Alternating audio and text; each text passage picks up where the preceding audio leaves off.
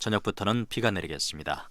서울의 현직은 24도입니다. KBS 1라디오 4시 경제뉴스 아나운서 박능원이었습니다. 4시 10분입니다. KBS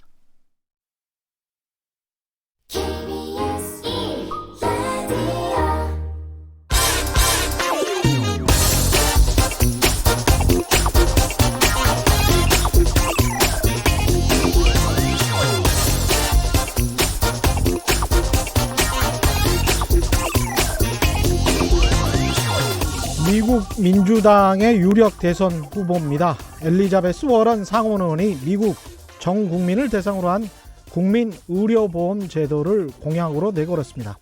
문제는 재원인데요. 언론의 질문이 끊이지 않고 있습니다. 그 돈 어디서 마련할 건데? 이렇게 묻고 있죠. 재원 마련은 곧 증세를 의미하고, 증세는 국민 부담이 되고, 국민 부담이 되면 유권자 득표율에 영향을 주게 됩니다. 유권자 표가 달아나죠. 그래서 정치인들은 어느 나라건 증세는 가급적 이야기하지 않으려고 합니다. 또 연금 납부액을 올려야 한다거나 아니면 혜택을 줄여야 한다는 이야기도 잘 하지 않죠. 최대한 그냥 뭉개려고 하죠. 선거 때도 그렇고 자신이 집권한 기간에도 그렇습니다. 그럼 어떻게 될까요? 그 부담은 늘 다음 정권에 가게 됩니다. 그럼 다음 정권이라고 정직하게 이 문제에 대해서 이야기할까요? 우리나라의 경우 어차피 대통령 재임 기간은 5년 단임인데 굳이 이런 장기적이고 구조적인 골치 아픈 문제는 뒤로 미루는 게 당연하겠죠. 그럼 다음 정권은 꼬리에 꼬리를 물다가 어느 순간에는 더 이상 미루지 못하는 순간이 다가올 겁니다. 정치인들도 공무원들도 또 우리 유권자들도 정직해져야 할 것 같습니다. 남에게는 세금 제대로 내라고 하지만 그게 내 세금이 되면 부르르 떨죠. 그러나 지금 태어나지도 않은 미래 세대는 부르르 떨면서 정치권에 항의할 수도 없습니다. 안녕하십니까. 진실탐사 엔터테이너, 가끔은 허당 최경영입니다. 세상에 이익이 되는 방송 최경영의 경제쇼 출발합니다.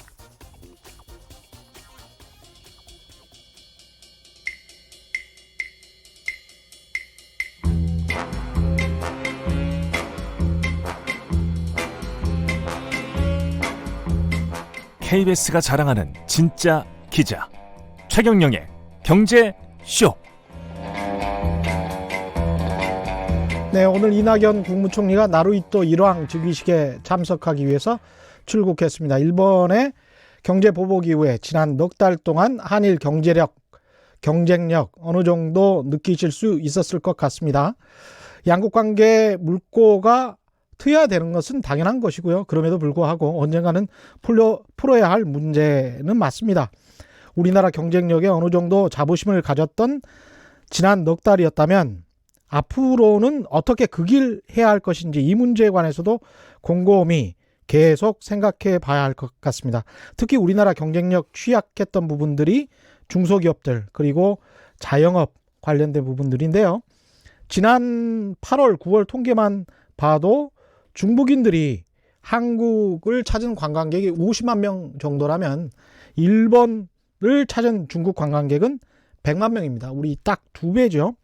일본 어떻게 그 길 할 수 있는지 자영업 관점에서 한번 바라보겠습니다. 일본 가지도 않고 배울 수 있도록 설렘을 팝니다 라는 책을 내신 신현함 팩토리 8 연구소장을 모셔서 자세한 내용 들어보겠습니다. 안녕하세요. 예, 안녕하십니까. 발음하기 어려운데요. 설렘을 팝니다라는 게 이제 책 제목이고, 네. 팩토리 8 이거는 뭡니까? 예. 많은 분들이 뭐 만드는 공장이라고 여쭤보시기도 하는데, 예. 제가 이제 그전에 했던 일이 경전구소에서 글 쓰고 강의하고 그런 걸 했습니다. 그래서 삼성 경제연구소에서 계속 계셨고요. 예. 그래서 앞으로 이제 다음 할 일들이 결국은 스토리텔링을 많이 해야 되는데 요즘에 스토리를 보게 되면은 좀 너무 좀 이렇게 뻥을 많이 친 좀 많아가지고 좀 팩트에 기반한 그런 스토리를 만들어 보자. 팩트에 기반한 스토리를 만들어 보자. 더하기 스토리에서 팩토리. 그다음에 그걸 갖다가 무한대로 그러니까 무한대라는 건 메비우스의 띠가 이제 예. 팔자처럼 보이지 않습니까? 살짝 예. 세우면은 그래서 뭐 팩토리 메비우스할 수는 없으니까 예. 그래서 팩토리 8이라고 그냥 졌습니다. 팩트에 기반한 스토리를 무한대로 만들어 보자. 네. 팩트에 기반한 스토리를 무한대로 만들어야 하는 직업이 기자입니다. 아 그런가요? 예. 사실은.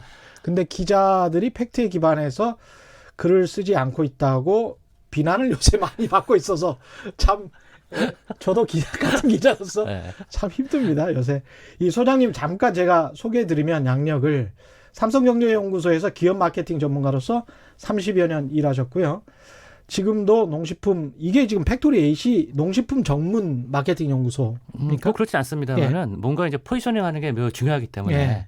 저는 그 먹거리에 일단 좀 특화를 먹거리에. 해보고 싶다. 예. 용어가 좀 없더라고요. 농업하기도 그렇고 식품도 그렇고 먹거리 그러니까 그래서 일단은 그냥 먹는 건데 뭐 농수산 무슨 뭐 다 포괄해서 어쨌든 예. 먹는 쪽으로 연구하고 있습니다. 그러니까 음식, 식당, 카페 예. 이렇게 자영업을 그렇죠. 지금 하시는 그렇죠, 분들도 그렇죠. 그렇고 예, 앞으로 예. 하실 분들도 그렇고 맞습니다. 오늘 유의 깊게 들어보시면 좋을 것 같고요. 이 분야 관련해서는 국내 최고의 마케팅 전문가로 소문나 계시고 2000년대 초에 일본 대중문화 개방할 때 이게 네. 한국에 어떤 영향을 미칠지도 면밀하게 연구하셨던 일본통이십니다. 그렇죠. 네네. 예, 스스로 일본통이라고 말. 그냥 일본 예. 통일하기보다 예. 그냥 일단 좁혀서 도쿄. 도쿄, 그 중에서도 긴자. 긴자. 긴자 그쪽은 구석구석 좀 압니다.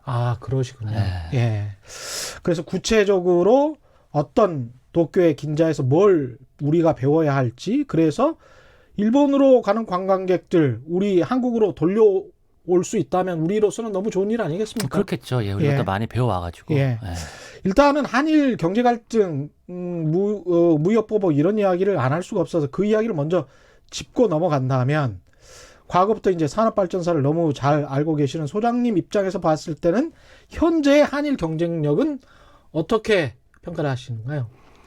뭐 분야별로 좀 일단 다르다고 볼 수 있겠고요. 예. 과거에는 전반적으로 다 우리가 조금 많이 따라가야 되는 상황이라 그러면은 지금은 충분히 몇몇 분야 우리가 훨씬 앞서 있는 그런 분야도 있고 예. 그래서 뭐 무조건 우리가 뭐 배운다고는 아니겠지만 가능한 우리가 확실히 이기기 위해서는 우리가 이기는 강점은 더 강화시키고 우리가 조금 부족한 부분은 그렇죠. 그쪽을 배우다가 우리가 예. 하게 되면 더 오랫동안 강하게 할 수 있으니까 뭐 그런 관점에서 예. 배울 부분은 배워보자. 아까 제가 모두에도 말씀드렸습니다마는 중국 관광객들이 2배나 일본으로 더 많이 가는데 네. 이유가 뭘까요? 글쎄요. 뭐 지금 왜 2배나 더 갈까요, 진짜? 저도 조금 애매하네요. 아니 역사적으로 보면 예. 중국도 역시 일본의 적대적이었잖아요. 글로벌리는 저렇게 해석이 되죠. 이제 한국하고 중국은 정말 일본을 싫어하고 예. 다른 나라들은 조금 덜 싫어한다는 거는 제 얘기가 아니라 최근에 그 제레미 다이아몬드 예. 대변동 보게 되면은 예. 그분이 그렇게 정을 내렸습니다. 그래서 그런데도 불구하고 더 많이 가는 이유는 일본만의 뭔가 장점이 있다는 건데 가서 뭔가를 쓰고 먹고 마시고 할만하다. 한국보다 더 그렇게 느끼는 것 같은데요. 그런 것도 있을 거고 아직 예. 우리의 장점이 좀 덜 알려져 있다. 그럴 수도 있을 거고요. 그렇죠. 예. 특히 뭐 또 이제 일본 하면 장인 뭐 이런 이야기 많이 하지 않습니까? 그쪽은 조금 우리가 조금 아쉬운 부분이 있는 거죠. 약하다고 보십니까? 예. 왜냐하면은 이제 그쪽은 그 장인 정신 그런 용어는 거의 뭐 몇백 년째 내려오고 있고 100년 정도 역사 가지고는 그렇게 명함을 못 내밀고요. 예. 뭐 300년, 500년 그런 데도 있으니까. 300년, 500년 된 가게도 있어요? 교토 쪽으로 가게 되면은 교토가 그 1000년 동안 그 일본에 수도하다가 대충 한 150년 전쯤에 도쿄로 넘어오지 않았습니까? 그러니까 그쪽에는 이제 그 도요토미 히데요시가 막 그 정권 잡았던 그 무릎 때 있던 가게들 그 당시에 이렇게 뭐 천황이나 쇼군한테 이렇게 음식 납품하던 그런 전통 있는 집들은 지금까지 쭉 내려오고 있어요. 그래요? 예. 300년, 500년 동안? 예. 대단하군요. 이게 어떻게 가능할 수 있는지 이번에 이제 내신 책도 일본에 가지 않아도 일본의 비즈니스 전략을 한눈에 들여다볼 수 있는 책이다. 이렇게 지금 설명이 되고 있는데 책 제목은 설렘을 팝니다. 네. 설렘은 뭔가요? 이게 설렘은? 우리가 그 막 그 예. 어떤 공간이 있는데 가게일 수도 있겠죠. 갔는데 갑자기 제가 막 기분이 좋아지는 거예요. 그래서 기분이 좋아지면서 제가 막 지갑을 여는 겁니다. 그래서 지갑을 열어서 물건을 사는 거죠. 사서 집에 와서 보니까 이걸 내가 왜 샀지 그러고 머리를 긁을 수도 있고. 그럴 때 있어요. 그거 내가 딴 집에서 분명히 안 샀는데 예. 왜 굳이 여기서 샀을까? 근데 가서 물르자니 또 좀 그냥 뭐 쓰자. 근데 실은 그런 공간이나 그런 가게들이 손님들을 갖다 막 설레게 만들어가지고 그래 난 여기서 돈을 써야 돼. 막 이렇게 만드는 그런 재주들이 있는데 그런 것들을 한 이제 21군데를 좀 찾아봐가지고 그 요인이 뭘까를 좀 분석을 해봤습니다. 재밌네. 그럼 들어가면 기분이 좋아지고 그렇죠. 설레게 되고 그렇죠.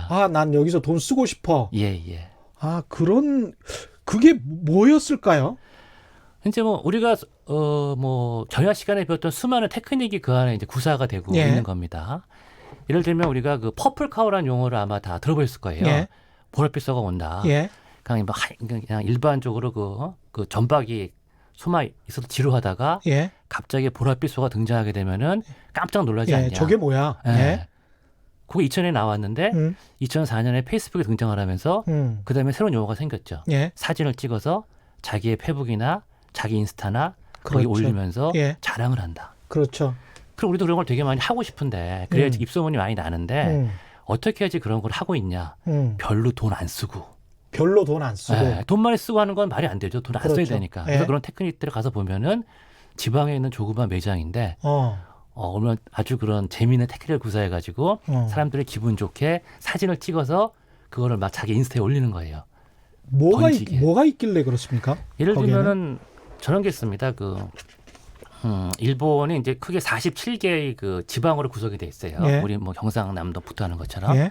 그 중에 하나가 에히메라는 데인데 예. 거기는 그 밀감이 많이 납니다. 밀감. 그래서 무슨 말이 있냐면은 야 우리 에이면에 와봐. 우리 현에선 있잖아. 수도꼭지 들잖아. 수도꼭지. 그러면 우리는 물이 안 나오고 밀감 주스가 나와. 물론 뻥이죠. 근데 이제 그런 뻥이 통하면서 재밌게 표현하는데 그 에이메 현에 그 밀감을 파는 집이 있어요. 예. 그러면 그 집에서 밀감 주스를 갖다 3개를 놓는데 그냥 있으면 사람이 안 마시는데 그 벽으로 한 다음에 그 앞에다 수도꼭지를 빼놓은 거예요. 일반 사람들은 우린 잘 못 느끼지만 일본 사람은 알죠. 저거 에이베현. 거기 가면 이거 수도꼭지 이렇게 해놨네. 그럼 재밌으면서 그걸 이제 틀리면서 사 먹어요. 그 3개가 주스 맛이 다르니까 예. 또 뭐 3개 비교 세트. 수도꼭지에서 나오는 밀감 주스. 네, 그 아무것도 아니거든요. 그냥 네. 앞에다 하나 수도꼭지만 그냥 붙인 거지. 그냥 가짜로. 그냥 수도겠어요. 근데 그 아이디어 하나. 그러네요. 네. 그러면서 그걸 사람들이 재밌으니까 사진 찍어서 올려서 자기 인스타에 올리니까. 야, 수도꼭지에서 보고, 밀감 주스가 나온다. 네, 나도 가야지. 네, 막 그런 식으로 하는 것들이 별거 아닌 것 같지만 저런 거구나. 그리고 수도꼭지 할배 얼마 하겠어요. 그렇죠. 그냥 사다 붙이면 되는 거고. 그럼 우리도 뭐 지방에 그런 거 찾아보게 되면 그런 게 없을까. 그런 걸 좀 생각해가지고 붙이는 그러한 게 뭐 퍼플카우가 주는 그런 교훈일 거고. 또 우리가 큐레이션이라는 용어를 많이 쓰지 않습니까? 큐레이션, 예. 네, 워낙 그 제품이 많으니까. 예. 우리 보통 뭐 월마트 같은 데 가게 되면은 제품 가짓수가 14만 개라 그래요. 어떻게 고르겠습니까? 못 고르거든요. 뭐 14만 개가 아니라 주스 하나만 해도 이제 140가지가 예. 있다고 얘기를 하는데 너무 많아서 못 고르는데 그러려면은 요 긴자에 있는 쌀집이 있는데 예. 긴자란 동네는 이게 우리를 치게 되면은 청담동 더하기 명동 같은 데거든요. 땅값 비싸기로 또 고급품 많기로는 청담동인데 사람 많기로는 명동 같은 동네인데 예. 땅값 무지 비싼데 거기다가 쌀집을 연 거예요. 그러면은 그 비싼 땅에서 과연 쌀집 열어서 돈이 되겠냐. 예. 근데 그 집이 성공을 해가지고 지금 일본 내에만 10개 이상의 매장을 운영하고 있는데 그 비결이 뭐냐. 명동에서 쌀집이 웬 말입니까? 생각해보니까. 쌀집 이름도 재밌어요. 예. 그 집 이름이 일본 말로는 아코메야인데 예. 이러가 코메가 쌀, 야가 집, 예. 아가 이제 부정을 뜻하는 접도거든요. 예. 근데 쌀집인데 이 집은 쌀을 안 판다는 거예요. 가게 이름이. 그럼 니네 쌀 안 팔고 못 파냐 물어보면은 우리는 예. 한 끼 행복을 판다. 이상하잖아요. 왜 쌀집인데 쌀이 아니라 한 끼 행복을 팔까? 근데 들어가 보게 되면은 제품 구성이나 붙어 있는 식당이나 그게 이래서 이게 식당이에요? 아니면 쌀만 파는 쌀가게예요? 다 다 있어요. 다 있어요? 쌀을 베이스로 해가지고 예. 그 쌀 외에 무슨 우리가 밑반찬이니 뭐니 이런 거 다 들어가 있고 그 2층에는 뭐 밥그릇 같은 거 아기자기가 다 들어가 있고 밥도 팔고 직접? 네, 그 옆에는 이제 식당도 붙어 있는데 이 쌀이 또 희한한 게 쌀을 갖다가 그 2x2 매트리스를 만들었어요. 예. 그러니까 쌀이 우리도 보면 라면 먹을 때 좀 예. 꼬들꼬들한 거 좋아하는 사람이 있고 푹 삶은 거 좋아하는 사람이 있잖아요. 그렇죠. 그러니까 마찬가지로 쌀도 이게 조금 뭐라 그럴까 좀 이렇게 질고, 예. 질긴 거 좋아하는 사람이 있고 원래부터가 예. 꼬들꼬들한 그다음에, 거. 네, 거꾸로 좋아하는 사람이 예. 있고 또 딱딱한 거 좋아하는 사람이 있고 좀 부드러운 거 좋아하는 사람이 있다는 맞습니다. 거죠. 예. 그래서 그걸 이제 그 매트리스를 만들어 가지고 당신 취향이 어디냐 갖다 골라서 그걸 갖다 맞춰서 해주겠다는 그런 표를 최초로 만든 거죠. 그럼 우리는 사실 내가 어딘지 모르잖아요. 그렇죠. 그래서 그 앞에 가게 되면은 조금씩 해가지고 밥을 먹을 수 있게 해줘요. 조금씩. 네, 그래서 그걸 먹어보면서 현재 당신이 먹는 게 요 2x2 맥스 중 여기 있는 요 점에 있는 건데 요거보다 조금 더 부드럽고 조금 더 뭐 찰진 거 원하면은 여기로 가면 된다. 사실 별거 아닌데 네. 그거. 별거 아닌데 예. 고맙잖아요. 예. 이렇게 나한테 신경을 써주는구나. 우린 그냥 쌀은 뭐 하나라고 생각했었는데 뭐 이렇게 종류가 다양하면서 취향대로 드세요. 그게 그 일종의 경영학에서 말하는 커스터마이제이션이 그렇죠. 돼버리는 겁니다. 예. 커스터마이즈 하면서 예. 또 큐레이션 하려고 그러면 그게 추천. 예. 그래가지고 무진장 쌀의 종류가 많지만 자 손님들이 무진장 많이 사가는 거에서 1, 2, 3등. 그다음에 많이 팔진 않지만 전문가인 우리가 보기에는 이게 상당히 괜찮은데 가성비니 뭐니 봐도 이거 안 나가네. 요 1, 2, 3등 있는데 한번 어때요? 요걸 해주면서 사람들이 또 우리 또 의사결정 못하는 사람 많잖아요. 예. 결정장애자. 편하게 고를 수 있게 하니까 뭐 기분 좋게 가서 뭐 사오는 거죠. 예. 고객 최적화를 위해서 나름 노력을 많이 하는 모습을 보이고 그렇죠. 거기에 고객이 감동받고 솔깃하게 되는 거네요. 문자들이 꽤 들어오고 있는데요. 최종옥님, 일본은 동네가 깨끗하고 색채가 이쁜 점도 있죠. 그래서 이제 관광객이 많다. 뭐 이런 말씀이신 것 같고요. 그렇죠. 사랑이님, 일본은 그리 비싸지 않으면서도 사고 싶게 만드는 뭔가가 있는 듯 하네요. 이런 말씀도 하셨습니다. 김광민님은 일본은 중고 제품 재포장도 엄청 깔끔하더라고요. 깔끔한 것들. 그다음에 가격도 좀 경쟁력이 있는 것 같다. 이런 측면을 좀 봐야 될 것 같습니다. 호민님도 비슷한 말씀이시죠. 물건이 깔끔해요. 뭐 이런 이야기고요. 이게 그 한국은 그렇다고 물건이 우리도 깔끔한 제품들이 굉장히 많은데. 그 깔끔이라는 단어에서 전 저게 떠오릅니다. 그 사카나 바카라고 하는 집이 있는데 예. 생선 가게예요. 근데 우린 보통 생선 가게라 그러면은 뭐 노량진 수산시장 가고 거기 계시는 어떤 건장한 남자분들이 뭐 골라 그렇죠. 그러면서 이렇게 막 물도 튀기고 하면서 예. 비릿 냄새 나면서 뭐 남성미라 그럴까? 예. 뭐 이제 그런 공간인데 어떤 사람들은 입장에서는 조금 이렇게 하이 씻고 들어가긴 좀 약간 들어가기 꺼려지는데 싫어하죠. 맞습니다. 사카나바 같은 경우에는 거기가 카페 같은 분위기를 만들어놨어요. 생선 가게가 네. 카페는 아니지만 카페 같은 분위기. 카페 같은 분위기. 네. 그러니까 예. 거기 가면은 막 음악도 막 살짝은 그러니까 예. 깔끔하다는 느낌이 딱 그런 거죠. 그래서 저기는 뭐 하이 신고도 들어가서 내가 기꺼이 뭐 이렇게 생선을 사보고 하고 싶다. 또 이제 그 집에 그 재밌는 것 중에 하나가 우리가 그 생선을 얘기하면은 흔히 먹는 생선이 무슨 뭐 꽁치, 고등어 뭐 그런 몇 종류가 안 되는데 예. 다른 어종들은 잡아도 그냥 버리거든요. 팔지 않으니까. 예. 근데 뭐 사카나바카라는 거를 만든 그 창업자는 그러면 아깝다. 그래가지고 그런 생선도 다 유통할 수 있는 루트를 만들어놨어요.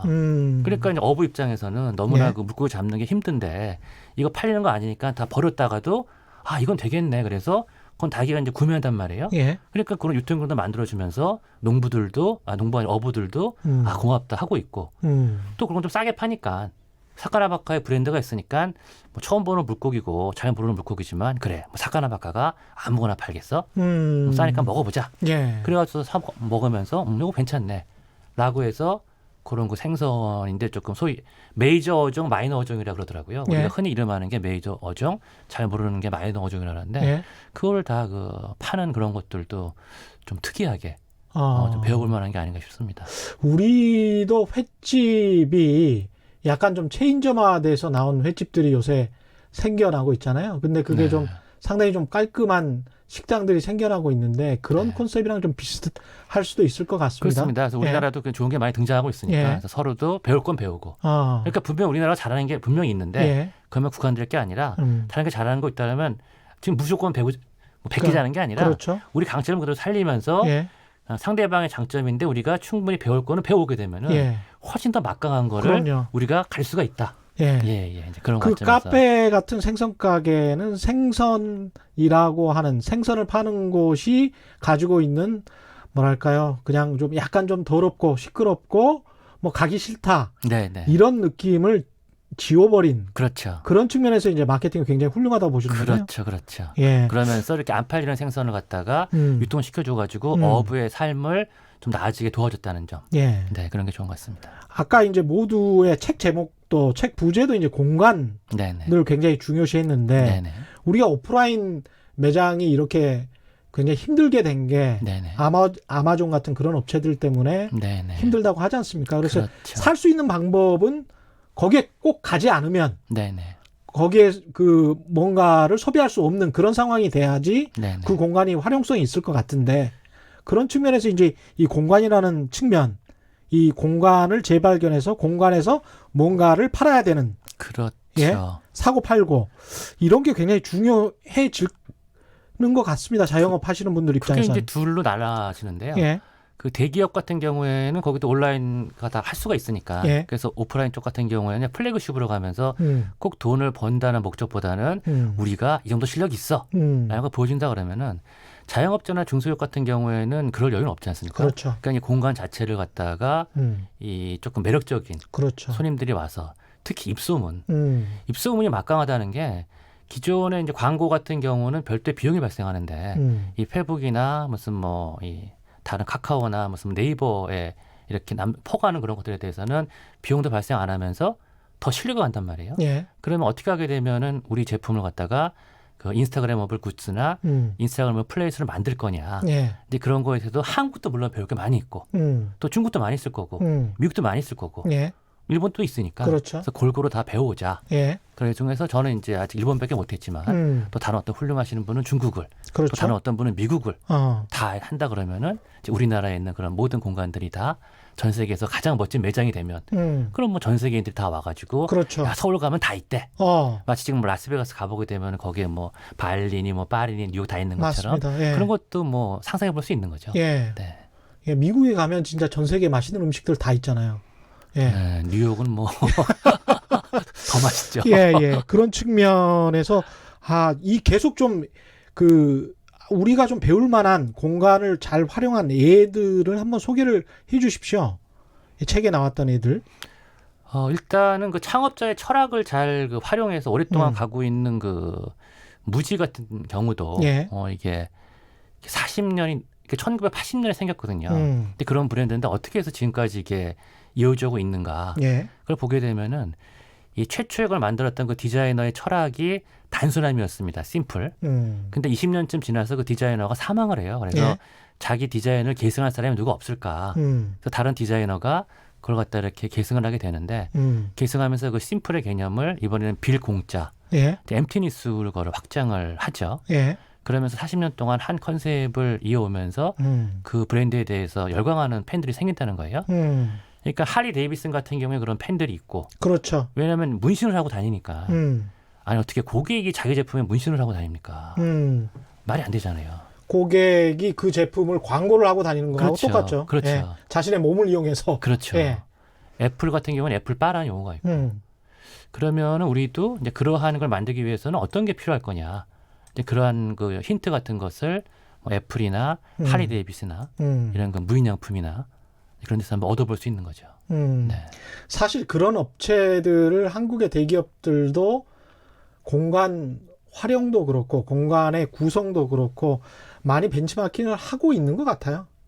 사실은 그렇습니다. 6990님, 일본은 한때 이코노믹 애니멀, 경제적 동물이라고 불렸잖아요. 그들의 상술은 상상을 초월하고 철저한 신용이 뒷받침됩니다. 세계 시장을 선점하고 누비는 것, 우리도 배울 것은 배워야 한다고 봅니다. 이런 말씀 주셨고요. 9866님, 일본은 대표적으로 정치 경제가 세습되는 관습 때문에 긴 역사와 안목을 가지고 살아가는 것 같습니다. 우리나라는 정치 교수들이 많은 반면 일본은 연구직 교수가 많기에 노벨상도 일본이 앞서죠. 좋은 지적이시네요. 일본은 대체적으로 정경이 분리되어 있고 우리는 산업공상의 서열이 은연중에 지금도 존재하는 현실 때문에 차이가 있는 듯합니다. 산업공상 이야기도 좀 해주실 수 있을까요? 뭐 쉬운 얘기는 아니죠, 사실. 예. 산업공상이라는 이야기가. 예. 농업에서 예. 그 다음에 우리가 산업혁명이 일어날 때 실은 그 앞에 상업혁명이 있었습니다. 상업혁명이. 예. 그래서 그걸 내달라는다고 영국이 주도를 했고 근데 영국이 바로 그 다음에 상업에서 산업으로 넘어가면서 우리가 역사적으로는 그 부분이 좀 잘 간과하고 있는데 실은 그 농업에서 그 상업으로 넘어가면서 이 세상이 크게 바뀌었다고 설명하는 분도 계세요. 예. 뭐 감속사회에서 가속사회로 설명하기도 하고. 예. 그래서 그런 관점에서 이 산업공상이 각각이 다 역할이 있는데 다 자랑스러운 거죠. 사는 사대로, 농은 농대로, 공은 공대로, 또 상은 상대로. 예. 또 이게 서로 또 결합해가는 것도 많이 보이고 있어요. 그렇죠. 결합해가는 많이 모습들도. 근데 아직까지도 우리는 그쪽에서 어쨌든 조금 더 예. 고시가 최고니까요. 뭐 행정고시, 사법고시가 아직도 최고니까. 예. 뭐 좋죠. 근데 이제 예. 다 좋은데 예. 자기 취향에 맞게 예. 스타일이 뭐 농이거나 스타일이 예. 공이거나 예. 자기 원하는 게 상일 경우에는 예. 그쪽으로 가서 지금 성공할 수 있죠. 지금은 옛날 같지 않으니까요. 예. 근데 이제 고시가 최고라고 느껴지게 네네. 그렇게 권력이 그 분배가 되고 또는 네네. 독점이 되고 네네. 그런 사회가 좀 아니라면 네네. 훨씬 더 뭐랄까요? 제대로 된 자본주의가 될 수 있지 않을까 그런 생각을 해보고요. 네. 김태원님은 일본은 오타쿠의 메카라고 말씀하셨고 헤이드님은 설렘을 팔면서 일본 방사능을 널리 알리는 게 좋은 방법일 듯 하면서 약간 심통이 나셨습니다. 해탈한 곰과 여우님, 지금 이 시점에 일본 미아 이야기를 내보내는 게 맞습니까? 우리나라 이야기를 해주세요. 뭐 이런 이야기를 하셨고요. 일본에게서 자영업의 아이디어나 장점을 참고해서 일본으로 가는 다른 나라의 관광객들을 우리 쪽으로 돌리자. 이게 기획 취지니까요. 예. 일본의 자영업이 더 잘 되고 있다는 건 사실이기 때문에 그걸 배우자는 측면, 적을 알아야 우리도 뭐 지피지기면 백전불태지 않겠습니까? 예. 그런 측면에서 좀 이해를 해주시고요. 여러 가지 사례를 좀 많이 들어봤으면 좋겠는데 여기에 나와 있는 것 중에 트렁크 스토어라는 게 있습니다. 네. 예. 이건 뭔가요? 트렁크 호텔이라는 데서 운영하고 있는 그 예. 조그만 매장인데요. 사실 그 트렁크 호텔이 조금 더 관심이 있는 분야인데 요 개념을 우리가 먹거리 쪽으로 모으다 보니까 예. 그 안에 트렁크 스토어가 픽업이 됐습니다. 예. 포지셔닝 이론을 보게 되면은 이 최초가 무진장 중요하다 그러죠. 예. 당신은 최초가 돼야 되고 최초가 아닐 경우에는 최초가 될 수 있는 카테고리를 만들어라가 그 이론의 핵심인데 예. 현실적으로 어떻게 적용이 되는가. 전 세계에 있는 수많은 호텔들이 있고 지금 도쿄에서는 이게 지어지면서 예. 전 세계 호텔의 각축장인데 그러다 보니까 조금 작은 호텔들은 손님 모이기가 어렵지 않습니까? 그렇죠. 그래서 새로운 호텔의 포지셔닝을 만든 거예요. 우리는 사회공헌형 호텔이다. 사회공헌형 호텔이다. 네. 예. 우리는 달라. 뭐 이거군요. 그러면은 도대체 호텔이 사회공헌한다는 게 흔히 할 수 있는 것 말고 뭐가 가능할까? 몇 가지가 있는데 첫 번째는 호텔 로비를 아무나 이용할 수 있어요. 그다음에 마음대로 아무나. 우린 보통 주 손님 만날 때 예. 호텔에서 만나더라도 커피숍 좀 비싸잖아요. 예. 그럼 로비에 앉는데 예. 살짝 뒤통수가 좀 따갑지 않습니까? 그렇죠. 근데 여기 이 호텔 같은 경우에는 그냥 아무나 와서 앉으시라 편하게. 와이파이 마음대로 쓰시라. 그래요? 네, 그렇게 하고 있고. 그다음에 그 장애인과 같이 하는 게 되게 중요한데 장애인과 네. 그 몸이 좀 불편하신 분들을 보호의 대상이 아니라 함께 활동하는 대상으로 하는 거예요. 그래서 그 안에 있는 그림이나 작품이나 그런 것이 예. 그냥 있는 게 아니라 장애인 어느 분이 몸이 불편하신 분이 만든 작품이다 해서 걸어주고 예. 거기서 파는 초콜릿도 이 장애를 가지신 분들이 만드는 분이랑 같이 해서 같이 걸어주는 그런 모습. 예. 그다음에 다이버시티가 또 되게 중요한데 예. 이 예. 다양성이죠. 그러면은 거기서 근무하고 있는 보통 이제 외국인들이 되게 불안해하는데 오히려 그분들이 더 오랫동안 편하게 근무할 수 있도록 그 일본에서 할 수 있는 최대한의 지원 그런 거를 다 해주고 있고 직원들에게도 그렇죠. 예. 그다음에 그 호텔이 시부야에 있는데 무진장 발달된 지역인데 예. 그 안에 있는 커피숍을 그 시부야에 있는 아주 오래된 커피점과 예. 제휴해가지고 그분의 기술을 갖다 놓고 해서 합니다. 그러니까 우리가 소비할 때도 요새 그 푸드 마일즈라 그래가지고 예. 내가 지금 먹는 게 얼마나 멀리에서 왔냐 그 얘기를 많이 하지 않습니까? 예. 환경 측면에서 예. 그래서 뭐 지산지소 현지에서 생산한 것 갖다가 현지에서 소비한다는 게 되게 예. 중요한데 예. 그래서 커피 같은 경우도 그 현장에서 음. 그 시부야에 있는 유명한 그분이 만든 그거를 소비하게 만드는 거죠. 아. 그래가지고 점점 그 트렁크 호텔이라는 브랜드가 개념 있는 사람이 쓰는 제품으로 점점 이게 올라가고 있어요. 우리나라에서 한때 무슨 뭐 프라이탁 예. 또는 이제 탐스 슈즈 예. 그런 자리를 갖다가 일본에서는 그 트렁크 호텔의 브랜드들이 차고 나오고 있는 거죠. 그래서 그거를 이용하게 되면은 예. 사람들이 자랑스러워하고 그러다 보니까 거기서 쓰던 치약 칫솔 아. 거기서 쓰던 조그만 샴푸 세트 그걸 갖다 다 팔고 있어요. 그러니까 본인들이 소비자들도 품격 있는 나는 이 호텔을 이용하는 품격 있는 사람이야 이렇게 느끼게 만들도록 해주는군요. 그렇죠. 근데 이제 호텔 방값이 비싸다 그러면은 그거는 이용 못 하더라도 거기 안에는 우리가 편의 제품 같은 거 이용할 수 있으니까. 그렇죠. 예, 그래가지고 그래서 그런 식으로 하고 있더라고요. 비슷하네요. 미국의 NPR 같은 경우도 미국 공영방송 NPR 라디오를 듣는 사람은 굉장히 인텔리전트하다. 그런 느낌을 사회적으로 다 공유하고 있거든요. 지금 이 예? 방송도 그런 걸로 알고 있는데. 아, 그렇습니까? 네. 고맙습니다. 그 시간이 거의 네네. 다 돼서 예. 작은 가게를 해도 정말 쉽지가 않지 않습니까? 우리 자영업자들이. 그렇죠. 자영업자들을 위해서 꼭 한마디 이게 마케팅 전문가로서 요런 것 똑같이 이제 가격이랄지 맛이랄지 이런 거 다 똑같다고 본다면 콘텐츠는 똑같다고 본다면 어떤 점에 좀 유의해라. 아까 포지셔닝도 말씀해 주셨고 여러 가지 말씀해 주셨는데 한 가지만 말씀해 주신다면 어떤 게 결국은 이제 되실까요? 나만의 독특성이 가장 중요하죠. 예. 나만의 독특성 해가지고 정말 그 저가게 아니면 없다. 저가게 아니면 없다. 그 예. 물건일 수도 있고 분위기일 수도 있고 예. 거기 운영하는 그 오너분이 예를 들면 거기 그 집 가게 되면은 거기 있는 주인은 맨날 봄이고 여름이고 가을이고 맨날 산타클로스 복장을 하고 그러고 물건을 팔아. 예. 별거 아닌 것 같지만 뭐 특이하네. 그래서 간 김에 사진 찍고 올리고 자영업자라 그러면 다 할 수 있잖아요. 예. 내 사업인데 그렇죠. 내 건데 그렇죠. 뭘 못하겠어요. 좀 덥더라도. 예. 근데 그걸 무조건 열심히 하는 게 아니라 예. 뭐가 좀 특이할까. 아. 남들이 안 하는 뭐가 좀 가능할까. 그리고 요즘에 그 소비자들은 다들 개념 그런 걸 많이 원하기 때문에 뭔가 이게 사회적으로 의미 있는 것과 결합이 될까. 그렇죠. 네, 그런 걸 그러니까 뭐 결합시키면서 독특한 그런 게 뭐 제품이나 분위기나 그런 걸 만든다 그러면은 예. 그냥 열심히 하자보다는 분명히 더 효과가 있을 거로 생각이 듭니다. 그 공간이랄지 마케팅 차원에서 정말 잘 생각해 보셔야 될 것 같습니다. 우리 자영업 하시는 분들도 오늘 여러 가지 말씀 감사하고요. 지금까지 신현암 팩토리 8 연구소장과 함께했습니다. 고맙습니다. 감사합니다. 예.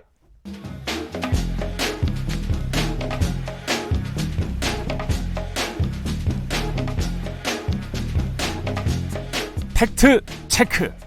최경영의 경제쇼는 진실만을 전해드립니다. 네, 가짜 뉴스는 가라. 경제 뉴스의 오류를 오목조목 짚어주는 시간입니다. 머니투데이 최성근 이코노미스트 나오셨습니다. 안녕하세요. 네, 안녕하세요. 예, 오랜만에 뵙습니다. 네, 최이코. 오랜만입니다. 예. 오늘 요새 김호준 뉴스공장 여기는 잘 출연 안 하시는 것 같아요. 좀 사정이 있어서 못 나오고 있습니다. 양해 바랍니다. 아, 그래. 여기가 이제 이쪽으로 뭐 자주 나오세요. 예, 이거 불러주십시오. 예. 예, 오늘은 어떤 이야기 나눠볼까요? 예, 얼마 전에 최저임금 관련해서도 기사가 나왔어요. 예. 뭐 최저임금 덜 오르자 편의점 다시 늘었다. 음. 이런 경제 기사가 하나 나왔는데요. 뭐 작년 또 재작년 한참 최저임금 이슈가 막 뜨거웠을 때 아무래도 그 중심에 이 편의점이 또 있지 않았습니까? 예. 그래서 좀 관심 있게 봤는데요. 최저임금 편의점 이야기 많이 했죠. 예. 근데 다시 나오고 있어서 좀 봤습니다. 한국경제신문에서 네, 10월 그렇습니다. 18일 날 나온 예. 기사네요. 그 보도에 따르면 3대 이제 빅3라고 하죠. 예. CU, GS, 세븐일레븐 이렇게 예. 되는데 2017년까지만 해도 한 4,000개씩 늘어나던 편의점이 또 2002년 최저임금이 가파르게 오르면서 작년 기준으로 3대 편의점이 1,640개 정도 늘어났는데 그쳤다. 예. 그래서 최저임금이 너무 많이 올라서 이렇게 이 개점이 줄었는데 계속 크게 늘긴 늘었습니다. 예. 예. 올해 이제 2.9%로 내년 예. 최저임금 인상률이 정해지니까 예. 9월까지 통계를 보니까 한 1,300개 늘었더라. 그래서 예. 올해 기준으로 한 1,900개 늘어날 것이다. 따라서 최저임금이 덜 오를 것으로 예상되니 편의점이 다시 늘고 있다. 이런 기사입니다. 이게 말이 돼요? 아니 그러니까 지난해에는 1,600개 정도 늘었고 예, 예. 올해는 1,900개 정도 늘 것 같은데 네. 한 300개 더 는 이유가 최저임금이 2.9% 내년에 덜 오를 것 같다는 이 정책으로 밖에 안 올라서 예. 그래서 편의점을 하려고 했던 사람들이 최저임금이 별로 안 오르니까 너도 나도 앞다퉈서 나도 편의점 해야지 예. 이렇게 했다는 이야기죠. 그러니까 지금 이게. 그렇죠. 예. 내년 통계도 아니고 올해는 이미 10.9%가 이미 시행 중이지 않습니까? 근데 늘어나고 있다는 그 상황에서 내년 최저임금 인상률 2.9% 가지고 편의점을 더 개설하겠다. 이런 기사를 써내는 것이 좀 저도 안타깝고요. 아까 예. 팩토리 8 대표님께서 그러셨잖아요. 신화. 예. 팩트에 기반한 사실 스토리를 쓰는 게 이제 기사인데 네. 이건 상상이죠. 예. 이거 무슨 근거로 이렇게 썼죠? 그 최저임금을 억지로 붙이다 보니 예. 그렇게 이제 나온 것 같아요. 아니면 예. 편의점 어디 업체 그 본사에서 예. 무슨 홍보실에 있는 분들이 이런 이야기를 한 거 아니에요? 뭐 그것까지는 잘 모르겠습니다만은 아니 어떻게 이런 기사를 냅니까? 그 편의점을 보면 예. 편의점 개수는 계속 늘어왔어요. 믿을 수 있을지 모르겠으나 예. 2010년 이후에 편의점 한 번도 줄어본 적이 없어요. 심지어는 예. 예. 그리고 2013년도에 전년 대비 똑같은 숫자가 유지됐고 그 이후에는 계속 늘어났어요. 그리고 이거를 연평균으로 따져보면 2013년에는 약간 줄었습니까? 동일했습니다. 그러니까 개점, 폐점 이런 거 포함해서 보면은 예. 2012년과 이 통계가 똑같아요. 그러면 이때 최저임금이 한 3-40% 올랐던 건가요? 그때는 최저임금이 별로 오르지 않았죠. 예. 경기가 안 좋았죠. 이게 지금 이제 박근혜 정부 때죠. 박근혜 그렇죠. 정부 때 이제 평균 최저임금이 때, 한 7% 정도, 6% 정도. 이명박 정부 말기긴 한데. 이명박 정부 말기라면 한 5, 6% 올랐을 텐데 네네. 5, 6% 올랐을 때 편의점 개수는 거의 변동이 없었는데 네네. 편의점 개수가 올해 들어서 갑자기 한 300개 늘었다. 네. 그거 전년에 비해서 300개 는 게 늘 것 같다. 늘 것 같다. 이게 최저임금이 2.9% 인상됐기 때문에 내년에, 조금 인상돼서 예. 내년에 그것도 2020년에 그래서 올해 미리 편의점을 차린다. 이게 기사입니까 이게? 저 일단 안타깝습니다. 예. 예. 근데 이제 일단 이 최저임금의 영향은 보면 인건비들을 많이 강조하세요. 기사를 보면 예. 이제 편의점 이제 관계된 기사를 좀 하나 사례를 소개시켜드리면 월 매출 한 3,100만 원에 예. 이제 편의점주가 그 정산 내역을 좀 기사를 실었어요. 한겨레에서 보면. 근데 상품 매입액이 그중에 2,400만 원이 돼요. 한국경제? 예. 아니 한겨레. 한겨레? 예. 3,100만 원에 이제 또 다른 기사네? 예, 또 다른 기사입니다. 그래서 이거 참고하려 갖고 왔는데 예. 3,100만 원 중에 2,400만 원, 거의 77%를 상품을 본사에서 이렇게 공급받는 내에서 다시 이제 그거를 매입하는데 드리는 거죠. 77%를. 3,100만 원 매출 중에 예. 2,400만 원을 네네. 본사에다가 낸다는 거죠. 그렇죠. 그럼 그러면 700만 원밖에 안 남네. 그렇죠. 예. 거기에 가맹비가 또 따로 들어갑니다. 240만 원 정도 가맹비. 가맹비 따로? 로열티 저거는. 예. 가맹비가 따로 들어가고 예. 거기에 또 이제 인건비, 임대료, 각종 기타 뭐 운영 비용 이런 거에 합치면 이분들은 거의 똔똔 아닌 적자입니다. 그렇게 되네요. 근데 이제 이 언론에서는 예. 이 상품 매입액이나 이런 걸 빼고 가맹비, 임대료, 인건비 이렇게 추려서 지출 내역 중에 인건비 비중이 제일 높다 이렇게 얘기를 하는 거예요. 상품 매입액에 이제 점주들은 뭘 얘기하냐면 이게 너무 비싸게 이제 공급을 한다. 마진을 너무 기본적으로. 너무 마진을 높게 잡아서 이 점주들이 구입하게끔 본사에서 공급을 한다. 이런 부분에 불만을 많이 얘기하세요. 기본적으로 3,100만 원을 파는데 네네. 그중에서 2,400만 원이 물품 그렇죠. 구매 대금이라는 말이잖아요. 그렇죠. 예.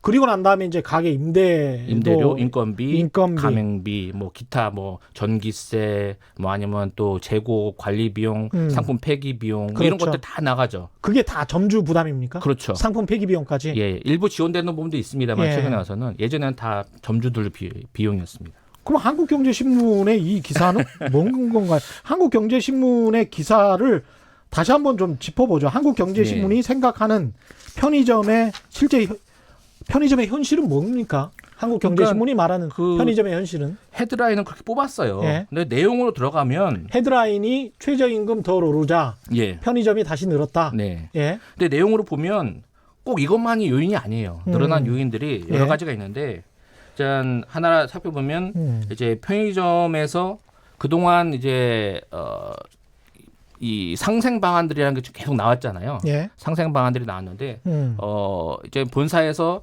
이런 편의점주들을 위해서 뭐 최저임 이 편의점의 그 어떤 최저 매출 그걸 보상하는 그런 대책도 나왔고요. 예. 또 야간 심야 운영 같은 것들도 선택권을 좀 확대해서 심야 같은 데 운영하는 편의점은 오로지 비용이거든요. 예. 인건비도 들어가고 전기세도 계속 들어가니까. 근데 매출은 크게 늘지 않는 시간대인데 본사에서 일방적으로 계약을 해서 심야에 운영하게끔 하였는데 예. 그런 부분들을 선택권을 늘려줌으로써 비용이 좀 줄어든 효과.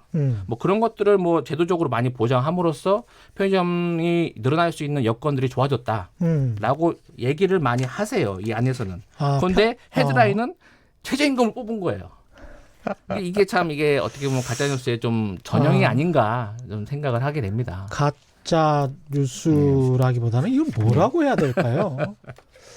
야, 그래서 실제로 그러면 네네. 편의점주들이 네. 그렇게 그 편의점을 할 만한 네. 그런 여건이 조성은 됐습니까? 이 기사 말대로? 이 기사하고 제가 좀 참고한 내용들이 있는데 예. 일단은 서너 가지 요인들이 있어요. 일단 지난해 12월부터 근접 출점 제한이라는 게 들어왔거든요. 예. 자율 규약이긴 한데 100m 이내에 새로 편의점을 출점할 수 없게 만든 자율 규약이 시행이 됐어요. 자율규약. 그러다 보니까 이 편의점주들 기존의 편의점주들이 어떻게 보면 늘어나는 시장 수요만큼 이익이 보장이 되는 거죠. 어떻게 보면. 그러네요. 예. 두 번째로는 카드 수수료가 중요하다. 자율규약인데 근데 예. 어겨도 그만인 거잖아요. 근데 그것이 좀 대체로 지켜집니까? 예, 지켜지고 있다는 걸로 나와 있어요. 예. 그리고 카드 수수료가 작년에 좀 최저임금 이슈로 인해서 인하가 되지 않았습니까? 인하가 됐었죠. 그런 예. 부분들이 월 20만 원 정도 효과가 좀 발생하는 걸로 나와 있고요. 세 번째 임대차 보호법 이 계약 갱신 요구권이 5년에서 10년으로 늘어났습니다. 예. 그러니까 임대료 상승에 대한 부담이 좀 줄어든 것이죠. 거기에 또 심야 운영권 아까 말씀드린 것처럼 선택권이 넓어지고 예. 또 편의점의 그 본사에서 말씀드린 대로 어떤 최저 어떤 매출 뭐 보상 이런 것들도 서로 나눠 가지자. 뭐 너무 예. 매출액이 떨어지면 이런 부분은 좀 계약 기간 1, 2년 이내에는 좀 점주들이 운영하는데 좀 기술도 떨어지고 노하우도 없으니까 예. 그런 부분 매출을 좀 보전해 주자라는 보조금들이 지급이 되고 있어요. 그러니까 그런 다양한 측면들을 고려하면 이때 편의점주들이 이 영업을 할 수 있는 좀 여건이 개선이 된 부분들이 있는 것이죠. 그러네요. 그 편의점에서 요새 이제 파는 물건들도 굉장히 많잖아요. 예, 굉장히 그게 이제 많아지고 다양화되고 있는 측면에서 봤을 때 편의점주들한테 도움이 되고 있는 측면도 있습니까? 저는 뭐 도움이 된다고 봅니다. 왜냐하면 그래요? 워낙 예. 이 서비스들이 다양화되고 요즘 뭐 편스토랑이란 말 들어보세요. 편스토랑?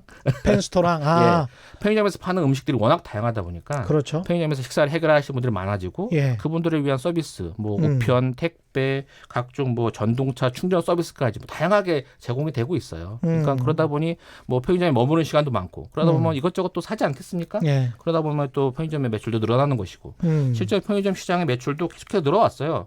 지금 2018년 기준으로 한 24조 원 정도 시장이 되는 걸로 예. 조사가 돼 있습니다. 그래서 편의점 시장 계속해서 늘어나고 있고 편의점을 개설하고자 하는 분들도 많아지고 있다. 이것이 좀 팩트인 것 같습니다. 근데 그럼에도 불구하고 한겨레 보도를 보면 네네. 편의점을 시작해서 3,100만 원 매출에 2,400만 원을 본사의 물품 네. 구입 대금으로 네. 주고 나서 네네.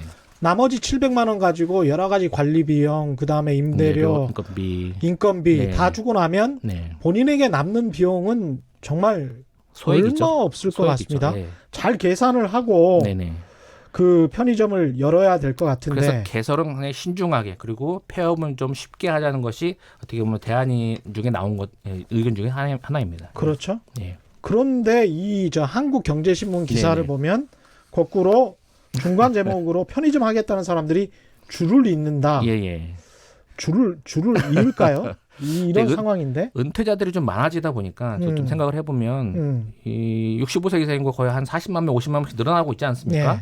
그분들이 갈 곳이 없어요. 자영업밖에 없는데 자영업 중에 그래도 제일 진입 장벽이 낮고 소액으로 창업이 가능한 부분이 아마 편의점이 아닌가 싶고요. 또 대형 편의점 같은 경우에 폐업률이 굉장히 낮아요. 그렇죠. 예, 그러다 예. 보니까 이런 부분이 많이 몰리는 그런 현상이 또 일부 있는 것 같습니다. 폐업률은 낮지만 굉장히 고생하십니다. 제가 네네. 실제로 취재를 해봤는데요. 네. 하루에 15시간 정도 일을 하시는 분들도 네네. 굉장히 많습니다. 부부가 네. 공동으로 인건비를 안 내기 위해서 예. 여러 가지 생각을 해보셔야 될 것 같습니다. 오늘 말씀 감사하고요. 지금까지 머니투데이의 최성근 이코노미스트와 함께했습니다. 예, 감사합니다. 예, 고맙습니다. 저희가 준비한 최경영의 경제쇼는 여기까지였습니다. 저는 KBS 최경영 기자였고요. 지금까지 세상에 이익이 되는 방송 최경영의 경제쇼였습니다. 고맙습니다.